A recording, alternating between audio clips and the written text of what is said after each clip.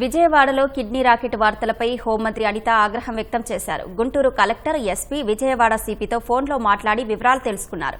మరింత సమాచారం మా ప్రతినిధి కృష్ణ అడిగి తెలుసుకుందాం. కృష్ణ, హోంమంత్రి ఆదేశాలపై పూర్తి వివరాలు చెప్పండి.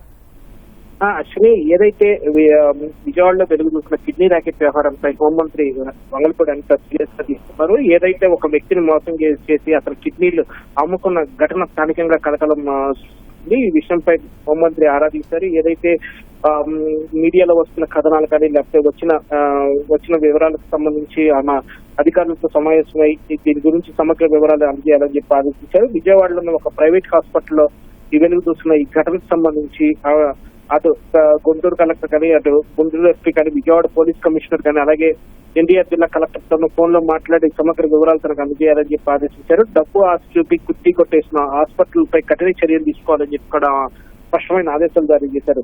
అలాగే ఇలాంటి ఘటనలు పునరావృతం కాకుండా గట్టి నిఘా పెట్టాలని చెప్పి కూడా ఆయన పోలీసు ఉన్నతాధికారులకు స్పష్టం చేశారు. ఏదైతే ఈ ప్రైవేట్ ఆసుపత్రులు డబ్బు ఆశ చూపించి మానవ అవయవాల అక్రమ రవాణాకు సంబంధించి కొన్ని అనైతిక చర్యలు పాల్పడుతున్నాయో వాటన్నిటిని ఎట్టి పరిస్థితుల్లో నివారించాలని చెప్పి కూడా ఆదేశించడం జరిగింది. అలాగే ఇలాంటి ఘటనలు ఇకపై పునరావృతం కాకుండా మాత్రం పటిష్ట చర్యలు చేపట్టాలని చెప్పి కూడా ఆదేశించారు. అలాగే బాధితులతో ఇచ్చిన ఫిర్యాదు మేరకు విచారణ చేపట్టి అందుకు తగ్గ బాధ్యుల మీద కూడా కఠిన చర్యలు తీసుకోవాలని చెప్పి కూడా ఆదేశించారు.